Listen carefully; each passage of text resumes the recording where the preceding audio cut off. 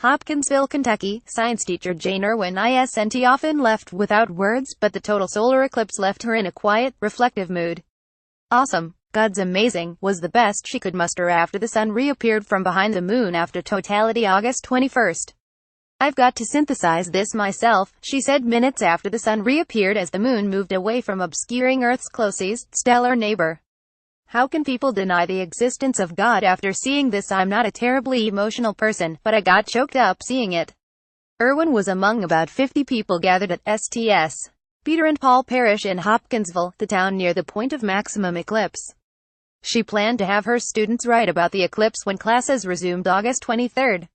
Her inspiration for the assignment was Jesuit Brother Guy Consalmagno, director of the Vatican Observatory, who spoke at the parish August 20 during a pre-eclipse program.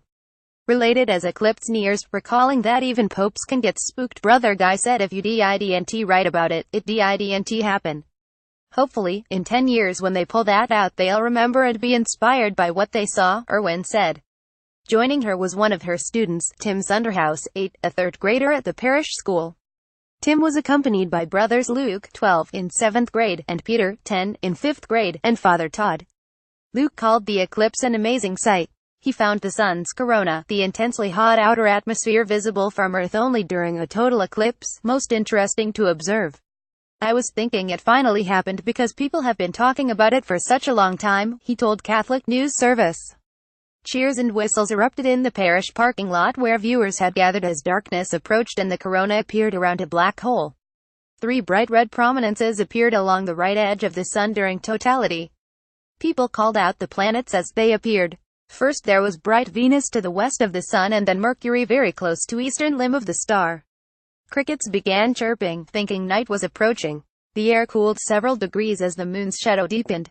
The entire event was impressive for Franciscan Father Richard Gooden, vocation director for his order St. John the Baptist Province based in Cincinnati. The Kentucky native drove from Cincinnati overnight to see the eclipse after a red-eye flight from Las Vegas where he preached at Masses August 19 and 20 making a mission appeal. This is a once-in-a-lifetime opportunity. I like to brag I'm all things Kentucky, he told CNS as a blue University of Kentucky cap shielded his bearded face from the hot sun. What better and more fitting place for this to be than in Kentucky? Hopkinsville officials and business owners had worked for nearly 2 years to capitalize on the eclipse. They billed their town as Eclipseville. Located near the point of maximum eclipse, the city of 33,000 wanted to showcase its friendliness and the quality of life it offers in largely agricultural Christian county. Eclipse chasers started arriving August 18 and by the morning of the event traffic crawled along city streets. Some of those travelers made their way to a field the parish owns across the street from the church. Spots were going for $10. Some stayed overnight, camping in tents or in the back of their vehicle. Others arrived in the pre-dawn hours eager to catch the spectacle. Ron Howell and Carrie Ricketts, members of St. Catherine of Siena Church in Toledo, Ohio, were sitting in chairs next to their Chevrolet Equinox, enjoying coffee in the warm early morning sun. They said they wanted to see something they had never seen before and that Hopkinsville was a reasonable distance to travel. We're basic but we're prepared, said Howell, 72. I'm sure it's going to be spiritually moving, just to see the wonder of it all and the precision, Ricketts, 66, added. Across the lot, Hendrik Schultz, professor of nuclear astrophysics at Michigan State University, sat with his daughter, Lily, 16, enjoying a slight breeze in the shade of tall trees. He said he brought his daughter and her boyfriend along so they could see something rare and beautiful. But he was leaving the physics of the eclipse out of any discussion as he showed off the pinhole tube he made to observe the event. I don't want to spoil it with too much science. It's like a waterfall. You wouldn't want a lecture on hydrology. You just want to enjoy it, he said. In another corner, Jaden Braga, 5, patiently waited for the eclipse as his parents, Derek and Alyssa Braga of Rochester Hills, Michigan, tended to housekeeping chores in their tent. The family traveled all night to arrive in time for the celestial wonder. The youngster explained how important it was to view the eclipse with special glasses until the moment of totality. Then he became more animated. I'm so excited, he said, I could fly off the chair.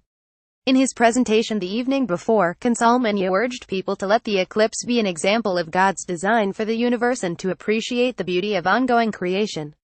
Related Vatican official visits Kentucky school ahead of solar eclipse. This is more than just an emotional sense, Consalmagno told the audience. It's a sense that speaks to your soul. It's a sense I get when I'm doing science, the sense I feel in these rare unforgettable moments of prayer, and God finds the time to find me to speak.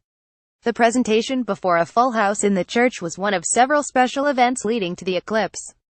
The city also planned a downtown festival over the weekend before the skies darkened.